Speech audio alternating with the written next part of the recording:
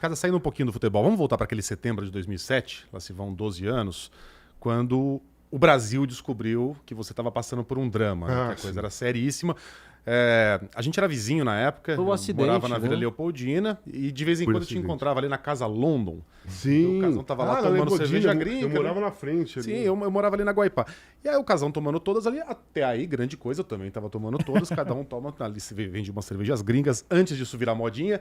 E aí, numa dessas noites, você capota o carro na Vila Romana, na Lapa. Vai pra UTI, o cacete, o Brasil fica sabendo que você tinha um problema sério. Como é que você chegou nisso, cara? Como é que começou? Pô, cara, é assim, eu sempre usei droga na minha vida. Com 14 anos, eu já tinha isso na cabeça. Aquele glamour dos anos 70, muito ligado à década de 60, que eu gostava pra caralho, minha banda preferida e o meu ídolo máximo era Jim Morrison. Só que eu não consegui naquela época, até por falta de conhecimento e entendimento psicológico, eu não consegui canalizar o meu papel de fã desesperador pelo Jim Morrison, eu não consegui canalizar pelo lado criativo dele, pro lado criativo, compositor, poeta, cineasta, cantava pra caralho. Eu não canalizei pra lá, eu canalizei pra loucura dele. Né? Então, eu via aquela loucura, eu fazia a mesma loucura. Eu tenho todos os DVDs do The Doors na minha casa. É que ele glamorizava o uso de droga. Lógico, era um patamar espiritual maior, você ficava mais criativo, mais solto, conversava com todo mundo, mais inteligente, enfim. Tinha uma lista de coisas só positivas pra droga nos anos 70. Não tinha nada contra. Amor livre, paz e amor dos hippies e tal, não sei o quê. E eu entrei nessa, porque eu gostava muito disso mesmo. Não, até a morte era glamorizada.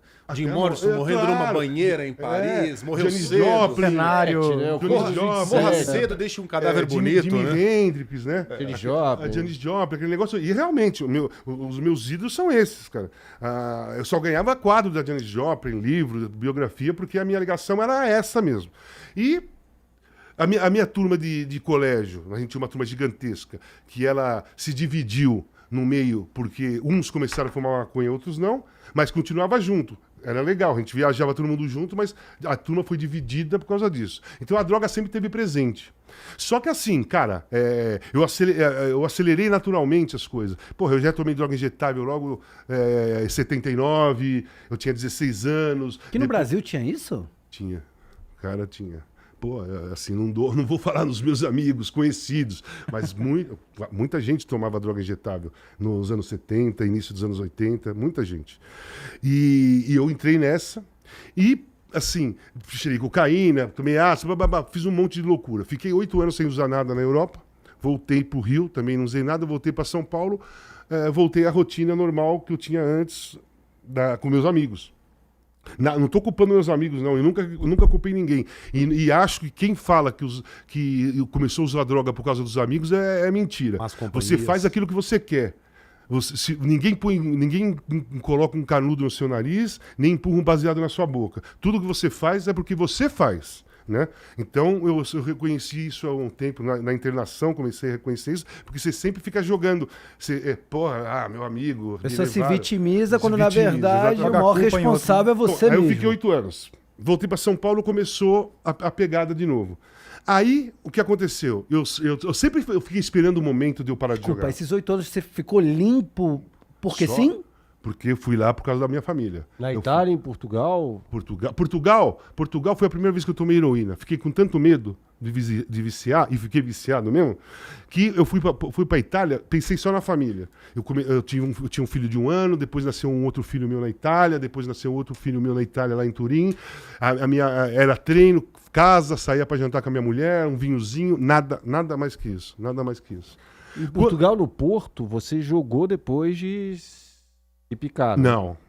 Quando o Porto foi campeão da Champions, em 87. Isso. Aí acabou o campeonato, e aí eu tinha uns amigos que a gente se reunia, fumava tal, e tinha um taxista que levava a maconha, tal, não sei o quê. Aí ele mostrou que tinha heroína e eu quis experimentar e me viciei. Voltei pro Brasil, e aí quando eu parei de jogar, bateu um alívio em mim e falei, puta que pariu, agora eu posso fazer o que eu quiser. Só que o que eu queria fazer era ficar usando droga, cara. Minha cabeça, independente, viciado. Quando eu falei, agora eu posso fazer o que eu quiser, não era ir no teatro, não era no cinema, não era ir num parque com Novos meus filhos, projetos. altos projetos. Não. Era ficar usando droga, porque eu não jogava mais bola, era isso. E comecei a usar droga mesmo, constantemente. Inclusive, quando eu conheci o pessoal do Tijuana, que era lá da mesma área, da Mirandinha, eu já usava droga pra cacete, já estava embalado. Só que até então, eu tinha uma vida paralela profissional, familiar, com droga que não estava tendo interferência. Não estava atrapalhando, ou assim, não atrapalhava tanto na minha visão. Talvez na visão que vinha de fora já estava uma cagada, mas na minha visão ainda estava tranquilo. Tava conciliando numa boa. Mas quando chegou em 2005, final de 2005, isso acelerou. Eu comecei a ficar, por exemplo, cocaína, maconha, essas coisas, começou a não fazer mais o efeito que eu estava precisando, porque eu era dependente. E aí eu larguei tudo isso e voltei para a droga injetável. E aí a droga injetável é destruidora, em 10 dias, em 15 dias, ela vai acabar. Droga injetável heroína? Pouquinho de heroína, depois era cocaína, como tem um monte de gente que se injeta aqui no Brasil, que é a pior coisa que existe no mundo, porque o efeito é de 10 segundos, você se pica o dia inteiro. Você se pica 30 vezes no dia. Você corre 30 vezes risco de ter uma overdose e morrer. Mas, cara, houve muitas coberturas. Eu tô pensando aqui na última cobertura da Rússia, que você deu aquele depoimento emocionante, fez todo mundo aqui chorar, acredito eu. Foi demais, Pô, você passou a Copa inteira limpo, contou isso em rede nacional, todo mundo se emocionou. Você fez outras coberturas internacionais, Estados Unidos, Austrália, o cacete, Copa do Mundo, Alemanha. Coreia do Sul. Eu suponho que você não entrava num avião com um saco de cocaína no bolso. Como é que você fazia? Mas, cara, dependente químico... primeiro, o dependente químico é o maior manipulador que tem na história. O maior mentiroso, o maior cara descolado. Dependente químico é foda. Consegue qualquer coisa em qualquer lugar. Eu chegava nos lugares, por exemplo, cheguei na Alemanha para fazer a Copa da Alemanha em Munique. Fuso horário, eu fui pro centro da cidade dar uma olhada na cidade, fiquei olhando, fui pro quarto dormir, no outro dia eu fui pra cidade e já falei, aquele cara já saquei qual era o movimento. Você saca o movimento. O dependente químico quer a droga, então você fica prestando atenção porque você vai na direção da droga. Por exemplo, a Alemanha, lá você só pega táxi, com todos os táxis ali, ponto de táxi. Você não pega táxi fazendo sinal, você tem que ir no ponto de táxi. E quando eu fui à noite lá, tinha um ponto de táxi, um monte de táxi e um táxi parado lá sozinho. Eu falei, o que aquele cara quer? Se ele quisesse só passageiro, ele estava aqui. Ele quer outra coisa, ele não quer só passageiro. E o cara realmente era Você adquire um superpoder ali, hein? Não, cara, Percepção, né? Caçador da droga. não é superpoder. Uma visão diferente ali. Mas isso é doentio, cara. Não. A sua vida, O na superpoder verdade, eu não quero ser mal entendido. Você aqui, vive em ao contrário, função né? disso. Hã? A sua vida gira ao redor disso. Você só começa a fazer as coisas depois que você arruma a droga. É isso. Copa do Mundo era assim, você troca, os valores são invertidos, né? Por que muitos caras que têm uma renda baixa, ele rouba o dinheiro da mãe para ir comprar pedra de crack? Porque a droga para ele é mais importante do que a mãe. Então isso tem uma inversão de valores. O dependente químico, ele inverte os valores, mesmo aquele que tem grana. Inverte os valores. Por exemplo, eu fui na Copa do Mundo. Ao invés de eu me focar na Copa do Mundo, eu só fui me focar na Copa do Mundo depois que eu arrumei a droga. Então a droga era mais importante que a Copa do Mundo, para mim, nos valores. E isso é uma inversão de valores doentia Total. por causa da dependência. E quando eu falei, eu já tinha feito as Olimpíadas do Rio limpo. Eu fiz 2016, Olimpíada. Isso. Eu fiz a Olimpíada do Rio limpo. A Baby me ajudou pra cacete, porque eu ficava no hotel sozinho lá em Copacabana, aí tinha festa da Casa da Alemanha, festa da Casa da Holanda, festa da Casa... Baby Consuelo, pra quem não... Rio de Janeiro tava em festa. E era só álcool, droga, aquele negócio correndo. E eu ali sozinho, eu tentando na minha cabeça. Eu já tava bem, mas era muito tentador. A briga constante, né? É uma briga constante naquele momento. E assim, eu podia fragilizar em qualquer momento. E a Baby começou a sair comigo todo dia para jantar. A semana final da Olimpíada, que eu fiquei no Rio mesmo até a final da Olimpíada, final do Brasil contra a Alemanha, depois o domingo o encerramento, eu fiquei aquela semana toda, e ela saiu a semana toda comigo para jantar. Aí eu jantava, a gente batia um papo, tomava uma lá, 11h30, dava sono, ia para lá e dormia. Isso foi todo dia. E no dia da festa de encerramento, eu tinha 2 ingressos que eu ganhei, liguei para minha psicóloga em São Paulo, ela veio para o Rio, foi pro Rio, né? Nós fomos para um encerramento, eu e a minha psicóloga, porque aí emociona, chora, ela, pô, feliz, você tem que estar feliz, porque você passou a Olimpíada toda sem usar droga, parabéns. Então, o papel da psicóloga, quando ela está te acompanhando, nesse momento, é fazer elogios para você, para mostrar que você, caraca, você venceu. Você venceu naquele momento, tá? Você venceu naquele momento. Então, não tem como, porque a gente fica se lamentando. Você fala, puta, eu não fiz nada, porra, maior curtição no Rio de Janeiro, não curti porra nenhuma. Pô, lógico que eu curti. Só que a cabeça naquele momento ainda funcionava assim, curtição pra mim era usar droga. Então, mesmo eu não usando, já não usava um tempo, mas a cabeça funciona dessa maneira. E aí ela me, pô, parabéns, caralho, foi do cacete. Aí nós saímos do Maracanã, ligamos pra Baby e fomos jantar os 3. Aí no jantar eu falei pra elas, eu falei, cacete, bicho, esse foi o primeiro evento grande de esportes que eu faço inteirinho sem beber e sem usar droga. Foi a Copa, foi a Olimpíada.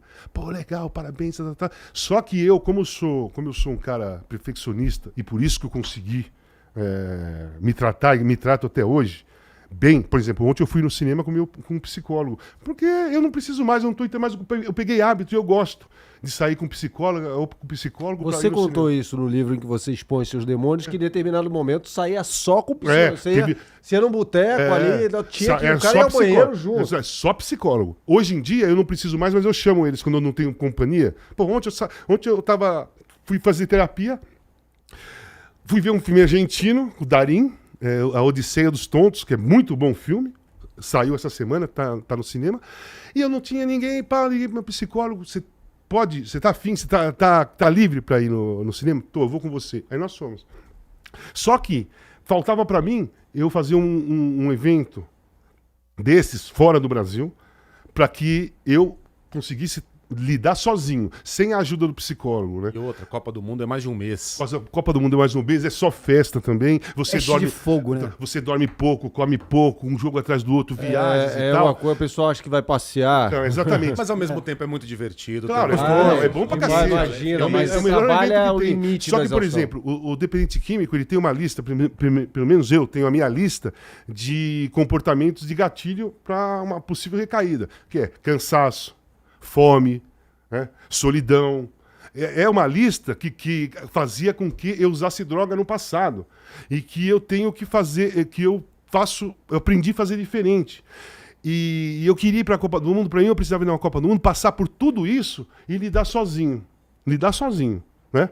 Por isso que eu tive aquele desabafo no final. E durante a Copa, durante a viagem até a Copa... Você teve quase uma recaída em Liverpool, não foi? Não tive uma recaída. Quase. Eu fiquei louco na porta do Cavern Club. Todo mundo, verão, mulheres bonitas, os caras, todo mundo tomando cerveja, tocando Beatles lá dentro. E os meus amigos, vamos entrar. Ninguém tinha ido no Cavern Club. E eu ali ficava, puta, não entro. O que eu vou fazer? Não vou pegar uma cerveja. Não entro. Beatles, cara, tô na casa dos caras. E, não vou lá, tal. Aí eu decidi não ir. E uma produtora da Globo, ela ia entrar, ela decidiu ir embora junto comigo, só para dar um suporte. Casão, só para eu entender, não tem negociação, é zero tudo, não pode beber um gole de nada. Eu não bebo. Mas você sente que se você beber, você pode voltar? Eu não sinto nada. Mas você consegue? Mas a bebida, ela baixa a crítica. A questão da bebida é o seguite, com um dependente químico. Ela baixa a crítica. E a bebida baixa a crítica de qualquer um. Você jamais chegou a ser alcoólatra? Não. Então, Mas bebi muito, mas não era alcoólatra. O meu problema era a droga mesmo. Parar de beber foi até uma situação mais tranquila. Porque a bebida tem em todo lugar, né? A droga, por exemplo... parar de usar droga é uma das coisas mais tranquilas dentro de um tratamento. Eu fiquei internado 1 ano dentro de uma clínica. Não tem droga dentro da clínica, óbvio. Então, 1 ano eu já fiquei sem usar droga. Quando eu saí, quando eu tive alta, a ressocialização que é a pegada. Que eu escrevi um novo livro, eu e o Gilvan, que vai ser lançado em março do ano que vem, que eu conto exatamente do dia que eu tive alta até os dias de hoje. Né? Todo o processo que eu passei de ressocialização, voltar a ter confiança em mim, voltar a fazer com que as pessoas tivessem confiança em mim de novo, a minha credibilidade, esse processo todo eu conto nesse próximo livro. E o livro que ele estava falando é muito importante. O livro vai virar filme? Eu quero falar muito desse filme, mas deixa eu só fazer uma pergunta, porque é muito importante para quem está ouvindo, que essa dica vale ouro. Você, como ressaltou Megali, você não teve problema de alcoolismo. Em nenhum momento você virou alcoólatra. Não. Mas você tem a consciência que, se no meio dessa batalha você bebe um gole, o álcool te deixa mais permissivo. Claro. Ele faz com qualquer um isso. Por exemplo, uma pessoa que não é dependente de química, que não usa droga, não usa nada, enche a cara, ele tira a calça na rua. A mulher levanta a blusa. A gente faz coisas quando é alcoólatra, quando você bebe muito, que você jamais faria se você tivesse sessão. O álcool diminui a crítica. A questão do álcool é o seguinte, nós temos crítica, certo? Por exemplo, nós estamos aqui, nós 5. Cara, eu não vou fazer xixi no chão. Eu tenho crítica para isso. Eu não vou no banheiro e deixar a porta aberta. Eu tenho crítica para isso. Eu não vou cuspir no chão. Porque eu tenho crítica. Se você virar presidente, você não vai nomear o seu filho embaixador. Jamais. Mas você consegue, se a gente abrir uma cerveja aqui... Você pode beber na minha frente, bicho. Um churrasco, 5, 6 horas, todo mundo bêbado. Cara, é o seguinte, eu fui aprendendo com o passar do meu tratamento, que eu tenho até hoje, né? Eu faço tratamento até hoje, porque eu quero, porque eu acho que é necessário. Você vai aprendendo. Demorou um tempo, mas eu percebi que um dos segredos era o seguinte, eu tinha que ter meu limite. Eu não posso fazer com que vocês 4 mudem o hábito de vocês só porque eu sou dependente de químico. Não posso, porque se a gente sai, nós 5 para um bar e vocês gostam de tomar cerveja, vocês têm todo o direito de tomar cerveja. Quem tem que saber o limite sou eu. Então, por exemplo, eu saio para jantar na Copa do Mundo com os caras, o Galvão gosta de tomar vinho e tal, o pessoal. Eu fico lá jantando, batendo papo, os caras tomando vinho. Uma garrafa, da terceira garrafa eu peço café, tomo café e falo para os caras, eu vou fumar um cigarro ali fora, quando acabar, vocês me chamam que eu divido a conta. E eles já sabem disso.